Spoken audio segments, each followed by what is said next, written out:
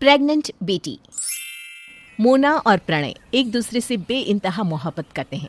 एक रोज मोना प्रणय से कहती है, अब इस तरह से और नहीं चलेगा। मेरी मम्मी मेरे लिए रिश्ता दिख रही है। अगर तुमने मेरी मम्मी से रिश्ते की बात नहीं की तो मेरी शादी कहीं और हो जाएगी। तुम जल्दी से कुछ करो, मैं तुम्हारे बिना नहीं रह सकती। तुम चिंता मत करो, मैं कुछ करता हूँ। मोना प्रणय के गले लगकर रोने लगती है। प्रणय उसे बहला फुसलाकर घर भेज देता है। इधर अपने घर जाकर प्रणय सोचता है, मैं मोना को किसी और के साथ नहीं देख सकता हूँ। मुझे माँ से बात करनी होगी। प्रणय सीता के पास जाकर उसे सब कुछ बता देता है। माँ, मैं मोना के बिना नहीं रह सकता हूँ। अब किसी भी तरह मेरी शादी उससे करवा दो ना। तो चिंता मत कर, मैं कुछ करती हूँ। मैं और तेरे पापा कल ही उसके घर जाकर तेरे लिए उसका हाथ मांग लेंगे। कौन सा परिवार ऐसा होगा जो मेरे बेटे को मना कर दे। अगले दिन महावीर और सीता प्रणय का रिश्ता लेकर मोना के घर पहुंच जाते हैं। आप यहाँ मुझे मोना ने प्रणय के बारे में बताया था। मेरे बेटे की खुशी में ही हमारी खुशी है।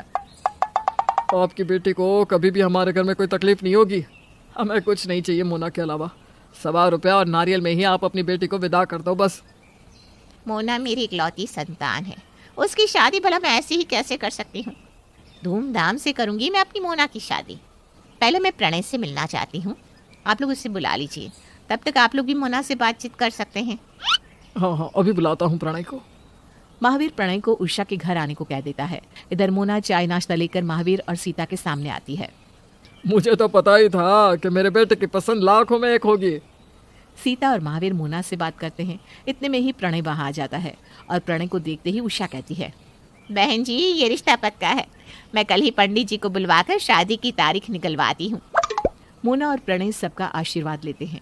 अगले दिन उषा पंडित जी को बुलाकर शादी की तारीख निकलवाती है और दोनों की शादी धूमधाम से हो जाती है। मोना के सीता के घर आने से सीता के घर में 4 चांद लग जाता है।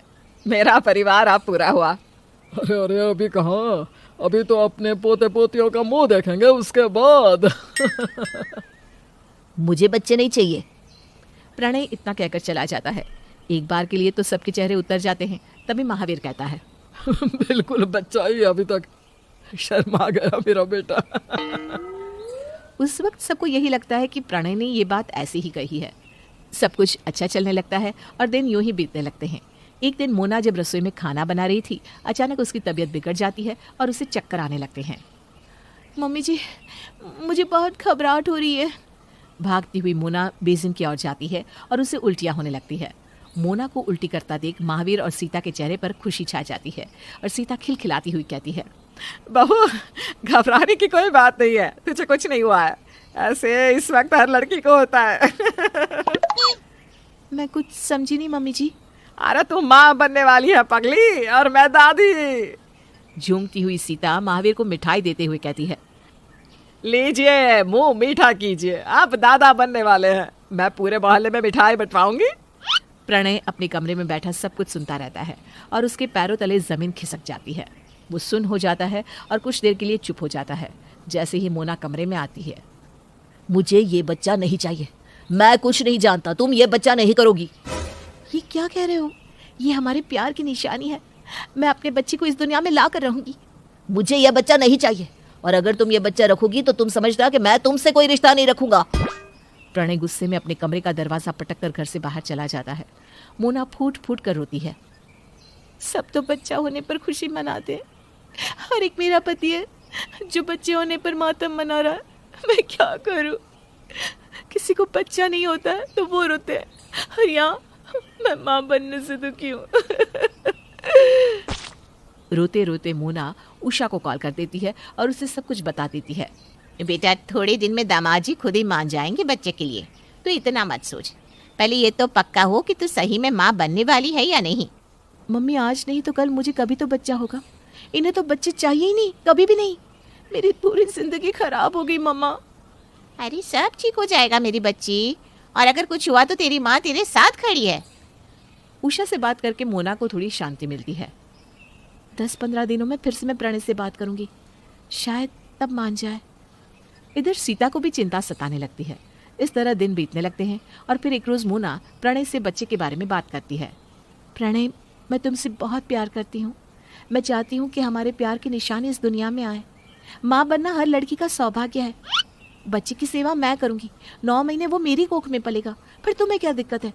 अगर तुम्हें लगता है कि उसके खर्चे तुम्हें उठाने पड़ेंगे तो मैं बच्चा होने के बाद जॉब भी ज्वाइन कर लूंगी, तुम्हें कोई परेशानी नहीं होगी। तुम्हें इस बच्चे को लेकर चिंता करने की कोई जरूरत नहीं है। एक बार तुम्हें बोल दिया तो समझ में नहीं आता क्या? मुझे किसी भी कीमत पर बच्चा नहीं चाहिए, मैं फ्री रहना चाहता हूँ। ऐसी बात थी तो तुम शादी से पहले ही बोल देती, मैं तुमसे शादी ही नहीं करता, फिर करती रहती तुम बच्चा। मेरे और इस बच्चे में से तुम्हें किसी एक को ही चुनना होगा। रोज की बहस मुझे नहीं चाहिए। देखो अभी भी तुम्हारे पास मौका है, चली जाओ अगर तुम जाना चाहती हो तो, लेकिन बच्चे की बात मुझसे मत करना। प्रणय की बात सुनकर मोना बुरी तरह टूट जाती है और उसी वक्त उषा को फोन करके कहती है, मम्मी मुझे यहाँ से ले चलो, अब एक पल भी मैं यहाँ नहीं रुक सकती, मेरा दम घुट रहा है यहाँ। ऐसे कैसे तू आ जाएगी? मैं अभी वहाँ आ रही हूँ प्रणय और उसके घर वालों से बात करने, तो वहीं रुक अभी। उषा तुरंत अपने घर से मोना के घर आने के लिए निकल जाती है। थोड़ी ही देर में उषा मोना के घर पहुंच जाती है जहां मोना रो रही थी। मम्मी मम्मी अच्छा हुआ तुम आ गई। रोते हुए मोना उषा के गले लग जाती है।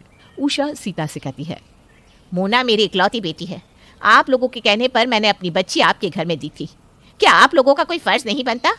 आप लोगों को पोता पोती नहीं चाहिए होगा, लेकिन मुझे मेरी नाती नाती का मुंह देखना है। बुलाइए प्रणय को, कहाँ है वो? ऐसा नहीं है बहन जी, आप शांत हो जाइए। मुझे तो लगा कि वो बचपने में ये सब कह रहा है। बात इतनी कब आगे बढ़ गई मुझे पता ही नहीं। मोना ने भी मुझे कुछ नहीं बताया। हम आराम से बैठकर बात करते हैं ना समधन जी। प्रणय बाहर आओ। प्रणय बाहर आकर उषा के पैर छूता है। इस तरह से तुम मेरी बेटी को छोड़ नहीं सकते हो, ये कोई गुड्डे गुड़ियों का खेल नहीं है। तो मैंने कब कहा कि मैं उसे छोड़ दूंगा? बस मुझे बच्चा नहीं चाहिए। ये कौन सी बात हुई? मेरी बेटी के साथ कुछ गलत हुआ तो मैं किसी को नहीं छोड़ूंगी, याद रखना। तलाक तो तुम्हें इतनी आसानी से नहीं मिलेगा। अगर मेरी बेटी को माँ बनने से रोका जाएगा तो अगली मुलाकात हमारी कोर्ट में होगी, याद रखना। उसके हक के लिए उसकी माँ लड़ेगी। अब मोना तो अपना ध्यान रखना, मैं अभी जा रही हूँ। तुझे जरा भी तकलीफ हो तो मुझे कॉल कर देना। अरे बहन जी मेरी बात तो सुनिए। पर उषा वहां से चली जाती है और गुस्से में आग बबूला प्रणय मोना से कहता है, अब हमारे बीच सब खत्म हो गया, सब। अब हमारे बीच सब खत्म हो गया। अपनी माँ को बुलाकर तुमने ठीक नहीं किया। पर मेरी बात तो सुनो एक बार। जो सुनना था वो मैंने सुन लिया। तुम्हारी माँ ने जो कुछ भी कहा वो काम था क्या? अब और कुछ नहीं सुनना चाहता हूँ मैं। प्रणय चला जाता है और मोना रोने लगती है। प्रणय और मोना के बीच के रिश्ते और बिगड़ जाते हैं। मोना को रोते देखकर सीता कहती है, रो मत बहू, तू चिंता मत कर, मैं कुछ करती हूँ। हम ऐसा कुछ करेंगे जिससे प्रणय खुद ही बच्चे के लिए मचलने लगेगा। ऐसा ही हो मम्मी जी, वरना मेरी जिंदगी खत्म ही समझिए। सीता महावीर से कहती है, आपका बेटा बहुत अजीब है। अब उसे कैसे बच्चे के लिए राजी करे? हमारा पूरा वंश ही उसके संतान पर निर्भर है। पता नहीं ये ऐसा कैसे हो गया, वरना इसके सभी दोस्त के बच्चे भी हो गए। उन्हें देखकर तो कुछ सीखना चाहिए इसे। अब सब भगवान पर छोड़ दो, नसीब में जो लिखा है वो होगा, इसमें हम कर भी क्या सकते हैं। महावीर की बातों से सीता के मन में एक प्लान आता है और अगले दिन मौका पाकर जब घर पर कोई नहीं रहता, सीता उषा को कॉल करती है और उससे कहती है, बहन जी इस वक्त गुस्सा करके कुछ नहीं होगा। बच्चे हमारे हैं तो हमें ही शांत दिमाग से काम लेना होगा। घर की बात कोर्ट तक जाएगी तो इसमें हमारी ही इज्जत जाएगी। मैं बस अपनी बेटी को खुश देखना चाहती हूँ, उसे माँ बनते देखना चाहती हूँ समधन जी। मैं भी तो यही चाहती हूँ। हमें कुछ ऐसा करना होगा जिससे प्रणय के दिल में बच्चे की इच्छा जागे। और ये कैसे होगा बहन जी? मैंने सुना है मोना के कजिन के बच्चे 2 साल के हैं। हाँ बच्चे तो हैं, और वो भी ट्विंस। बस आप उन्हें मेरे घर ले आइए आज शाम को ही। अब मैं रोज किसी ना किसी को बच्चे के साथ अपने घर बुलाऊंगी, फिर देखती हूँ कि प्रणय के मन में बच्चे की इच्छा कैसे नहीं जगती। ठीक है, आज शाम को आती हूँ मैं बच्चे और रजनी के साथ। शाम को उषा रजनी और उसके दोनों जुड़वा बच्चे गोलू और गुग्गी के साथ मोना के घर पहुंच जाती है। फिर उषा सीता से कहती है, रजनी का मोना से मिलने का बहुत मन कर रहा था तो मैं उसे यहाँ ले आई, थोड़ा बच्चों का घूमना भी हो जाएगा। हाँ हाँ एकदम सही किया बहन जी। दोनों बच्चे कितने प्यारे हैं, इनके आने से घर में रौनक सी छा गई है। तुम्हारे घर में तो कोई बोर ही नहीं होता होगा रजनी, सबका मन इन बच्चों से लग जाता होगा। मन तो लग जाता है आंटी जी, लेकिन इनकी शैतानियाँ पूछिए मत, संभालना ही मुश्किल हो जाता है। बस थोड़ी देर रुकिए फिर देखिएगा इन्हें। अरे मेरा प्रणय भी ना बहुत शैतान था बचपन में। मोना और सीता बच्चों के साथ खेलने लगते हैं। प्रणय अपने कमरे में बैठा काम कर रहा होता है। जैसे ही मोना और सीता रसोई में जाती हैं, बच्चे प्रणय के कमरे में चले जाते हैं और उसके बिस्तर पर चढ़कर खेलने लगते हैं। बच्चों को देखकर प्रणय का मन उनकी ओर खींचने लगता है और वो भी उनके साथ खेलने लग जाता है। पिप्पी गाड़ी, घोड़ा गाड़ी।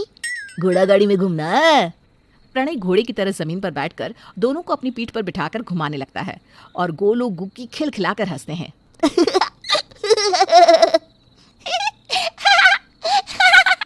चल मेरे घोड़े, टिक टिक टिक।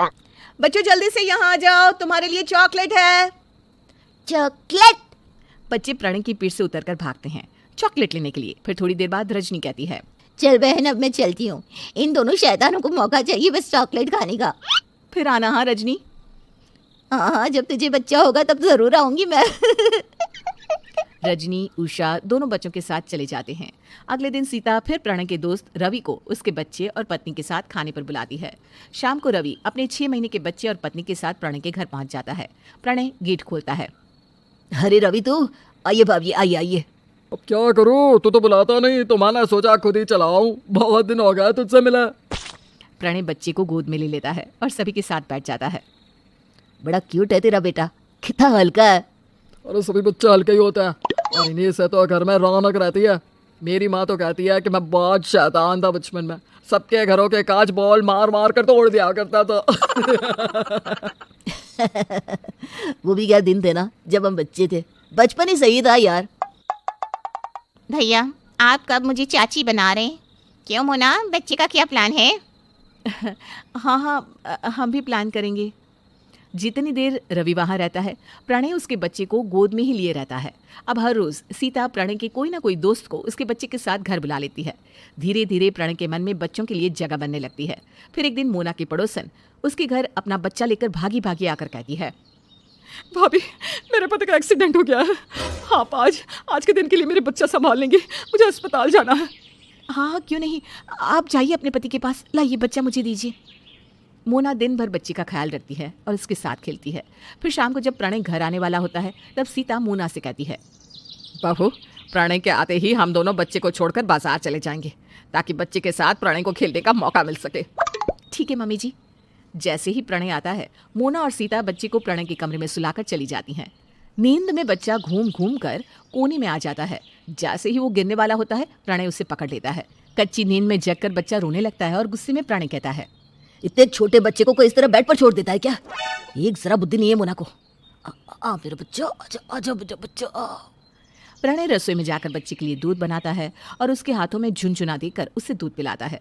दूध पीकर जैसे ही बच्चा उठता है तो वो सुसु कर देता है। मेरा बच्चा सुसु कर दिया, रोने का नहीं नहीं नहीं नहीं नहीं, मैं अभी डायपर चेंज कर देता हूँ, फिर हम दोनों खेलेंगे। प्रणय बच्चे के साथ खेलने लगता है, उसे अपनी पीठ पर बिठाकर घुमाता है। तभी उसके दरवाजे की बेल बजती है। भैया मेरा बच्चा, आप लोगों का बहुत बहुत शुक्रिया, आपने मेरे बच्चे को इतने अच्छे से रखा। इसमें शुक्रिया की क्या बात है भाभी? पड़ोसन अपना बच्चा ले जाती है। मोना और सीता जब घर आती हैं, प्रणय का चेहरा लटका हुआ रहता है और वो बिना खाए ही सो जाता है। बहू लगता है हमारा निशाना सही जगह लगा है। मामी जी, निशाना सही तब होगा जब ये हमारे बच्चे के लिए यहाँ कहेंगे। अरे वो भी होगा, कुछ वक्त रुक जा बहू। खा पी कर सब सोने चले जाते हैं। आधी रात को प्रणय उठ जाता है और मोना को उठाकर कहता है, मोना मुझे बच्चा चाहिए। तुम सही कहती थी, माँ बनना हर औरत का सौभाग्य है। बच्चे से मेरे घर में भी रौनक छा जाएगी। थैंक यू प्रणय, अब मैं भी माँ बन पाऊंगी। Thank you so much. Pranay के मुंह से बच्चे के लिए हाँ सुनकर सब खुश हो जाते हैं और 7 महीने के बाद मोना एक प्यारी सी गुड़िया को जन्म देती है।